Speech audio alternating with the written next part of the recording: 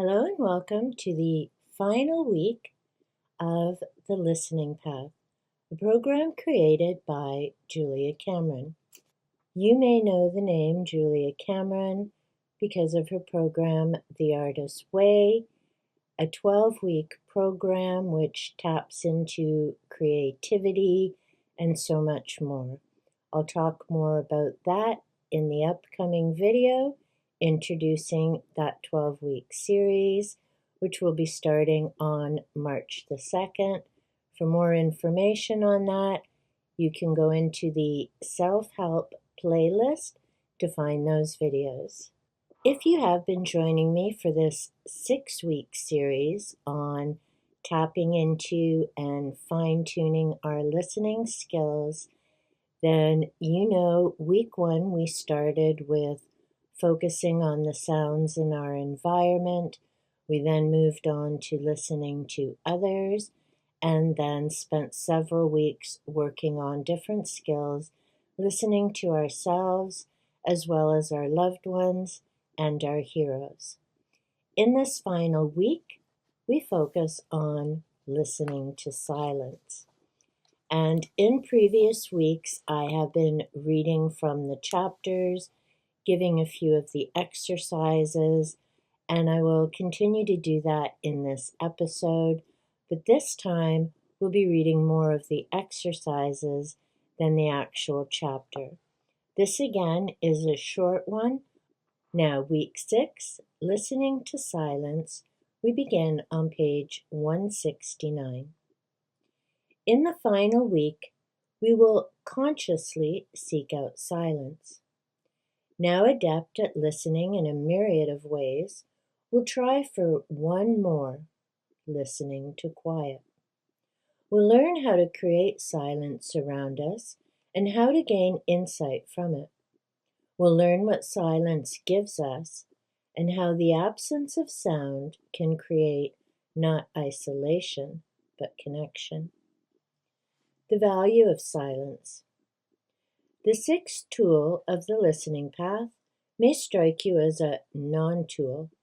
You've learned to listen acutely to sound, and now you practice listening acutely to the sound of silence.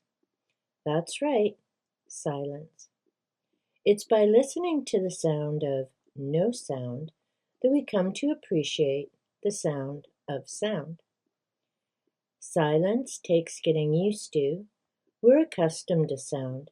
As we experience the sound of no sound, we come in contact with higher wisdom. Our thoughts race, then slow, then come to rest in quiet. It's then we begin to hear the still small voice, which actually may loom quite large. As the minutes tick past, we experience a sense of direction. We're guided. We sense what our next step should be. In silence, we hear the voice of our Creator. The listening path becomes deeper and richer. A great calm steals over our senses. Silence at first feels threatening. We quake in its unexpected emptiness. As we become accustomed to the void, we find it isn't empty at all. Rather, it's filled with a benevolent something, a higher power that intends us good. As we lean into this presence, silence becomes friendly. Our terror at nothingness fades as we learn that nothing holds something after all. The listening path requires attention, and nothing sharpens our attention like silence. As we strain to hear something, anything, our listening grows acute. The faintest sound captures our attention. We listen to sound and we listen to quiet, the sound between the sounds. We're cast into the present, hearing each moment. Our thoughts become spacious. Each moment unfurls slowly. We set aside velocity in favor of attention. We experience languor and we find it pleasant. We feel the rhythm of our body a beat at a time. Peace, heretofore an unknown quality, seizes our senses. We experience calm, and the feeling is delicious. Listening for silence, we experience the still, small voice. We're meditating, although we may not call it that. Listening to silence, we hear the great, sonorous sound of the universe. Where there's nothing, a great something prevails. When we listen for silence, it comes to us quickly. A moment or two, and we're in the now. Our sense of time slips away. We sit for minutes that feel like hours. We sit for hours that feel like minutes.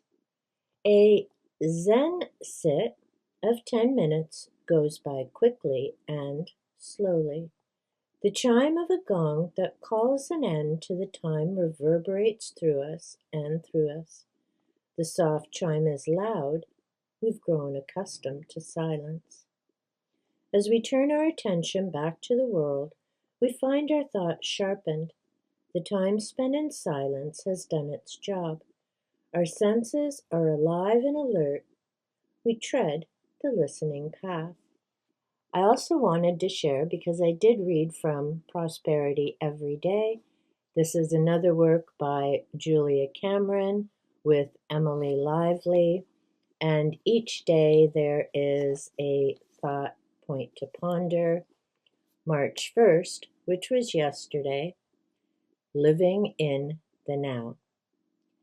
Counting enables us to live in the now.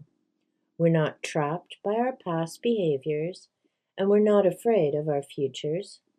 We stop saying, maybe tomorrow, as we focus on what we're able to do today. And that ties in beautifully, whether it's with the listening path, the artist's way, or just how we choose to move through our lives. Today is what we have, and we focus on what we can do in the now, in this moment. There's nothing wrong with reflecting to the past and learning lessons and changing how we may do things in the future, but now is what we have. And that's crucial to remember, especially in these times that are so uncertain. Things are moving and changing quickly. So that self-care, that listening is very important. Throughout the rest of this chapter, as she did in the previous ones, Julia shares about different conversations that she's had with friends, how they experienced the silence, how they've been working through the listening path. She also, as I've mentioned, has nice wide margins in each of the chapters. So if, like me, you like to make notes of things, you have plenty of space to do that in the book if you don't want to do a separate journal. She also shares a number of quotes throughout the entire book. On page 173, this is by Alexander Dumas. For all evils there are two remedies: time and silence. I just wanted to share that as well because it's a very interesting quote. On page 174, the title of this section is called Listening for the Voice of God. Julia has met up with her friend Scotty, and they're having a discussion about God and that terminology as well. I've learned that with time, sitting quiet, I can always find the guidance I seek, Scotty continues. I believe that she's not alone.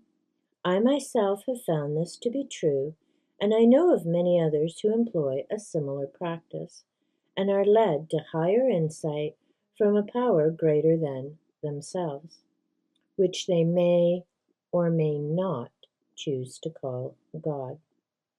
It doesn't matter what you call it, I often tell my students.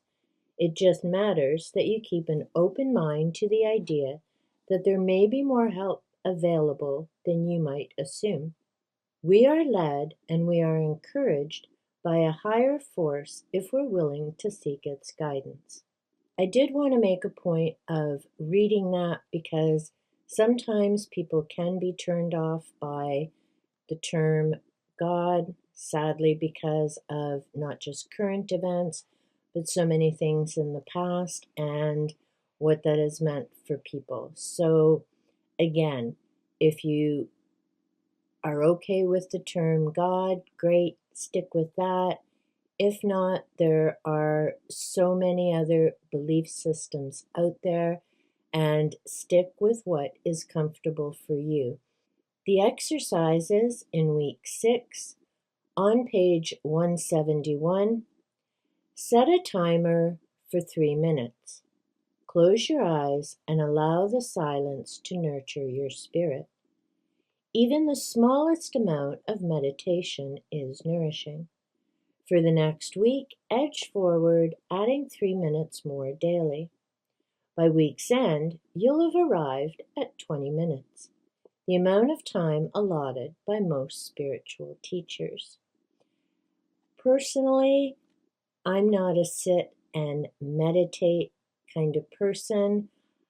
For me, I do that when I'm either doing yard work or other activities, and my mind just goes off and works through different things. I find if I'm sitting there trying to close my eyes and quiet things down, that makes it so much harder. It is something that I have tried, and it's something I will continue to try. It's just not part of my regular practice, but I know it does work wonders for many people. On page 175, the exercise is, I ask you now to experiment with open-mindedness. You do not need to use the word God to describe whatever higher force you're willing to connect with. I was raised Catholic and have often described that upbringing as the greased slide to atheism. When I got sober, my elders told me I had to believe in a higher power, and I bucked, explaining that it just wasn't going to be in the cards for me. I was also raised Roman Catholic. No, it is not a path that I personally continue to walk. I do have a spiritual foundation that works for me, but yes, I do know a number of people who were raised Roman Catholic and it just does not continue to work for them for a multitude of reasons. But again, if that's your path and it works for you, then stick with what makes sense for you. It doesn't have to be called God, they advised me, so I decided I could believe in a line from a Dylan Thomas poem. The force that through the green fuse drives the flower. I still believe in this force. I believe it represents the force of creation, creativity, and spirituality, which I believe are one and the same. So I ask you to find any version of a higher force and sit in silence with the intention to be open to it. You may sit quiet and listen. You may mentally ask a question or express a worry. Whatever's most pressing in your mind is the place to begin. Do you hear guidance? Do you sense peace? Do you simply feel some amount of relief or relaxation? Allow yourself to experiment with opening yourself to silence and note what you find there. Those are 2 great activities to try. I have mentioned that I will be starting doing the activities and exercises. Part of the holdup for me has been how to journal those, and I'll talk about that very shortly. As always, the chapter concludes with a check-in. Have you kept up with your morning pages, artist date, and walks? What have you discovered in consciously listening to silence? Do you find that you feel more connected to yourself? Did you experience resistance, and were you able to resist it? Name one memorable experience of listening. What was that aha that came from it for you? And that concludes the 6 weeks of the listening path. Julia finishes off the program with an afterword that I would like to share with you. This is on page 179. Spring has sprung, fruit trees put forth a festive froth. Forsythia and lilac bushes scent the air. High in a newly green willow tree, songbirds send out cascading notes. Little Lily is alert to sight and sound. Winter's quiet has passed. We have spring, summer, and fall, 3 seasons of song to look forward to. The listening path is in full bloom. Now we're about to start spring here in southwestern Ontario in a few weeks. It's currently March the 2nd. Lily, that Julia talks about, is her little dog who she has shared about in each of the weeks of the program. My Lily, if you've been here for a while, is Panther's grandmother, part of the feral colony, and she chooses to live outdoors. Panther is an indoor cat. He's been inside since he was 4 months old, and he's now, if I have it right, 9 years old. So bless his little heart, he may go to the door, but he has no interest in going back outside. Lily may come in for a visit, but at 11 years old, she prefers to spend her seasons outside. On page 180, Julia goes on to say, "It is my hope that you have journeyed along the listening path alongside me, and that the journey has been a rewarding one for you. It's my hope that each type of listening has become habitual to you, that you move among them with ease, noting the world around you, connecting to those you know, and reaching to your higher self, your beloveds, your heroes, and even to silence as you need to. The tools of the listening path are portable and free, to be taken anywhere and used in any situation. It's my experience that listening deeply is always worthwhile and always rewarding. I move out into the courtyard, taking in the fresh spring breeze. The tall birch trees glitter in the afternoon, light as their many leaves rattle, sounding like a gentle rain stick at the end of their swaying branches. Listening, I connect to the world around me. Connecting to the world around me, I listen." She then goes on to give thank yous, and there is an index if there are certain things that you want to look up. I hope that you've enjoyed this series, that you found some benefit. As always, I do mention check out your public library to give something a test run. And if you decide to do the listening path, let me know in the comments below, and how did it work out for you. I'll be doing the exercises over the next several weeks, along with working through the Artist's Way. Now, this will be my 3rd time through the Artist's Way, which is why I know I can incorporate these 2 programs together. And I always stress, if you're doing this type of thing at home, then make it workable for you and fit it in when you can. If you have to put it aside for a while because life, scheduling, whatever, then put it aside, and you can always decide to either pick up where you left off or start from the beginning again, as I've done with some other programs. And until next time, remember, be safe, be well, and big hugs.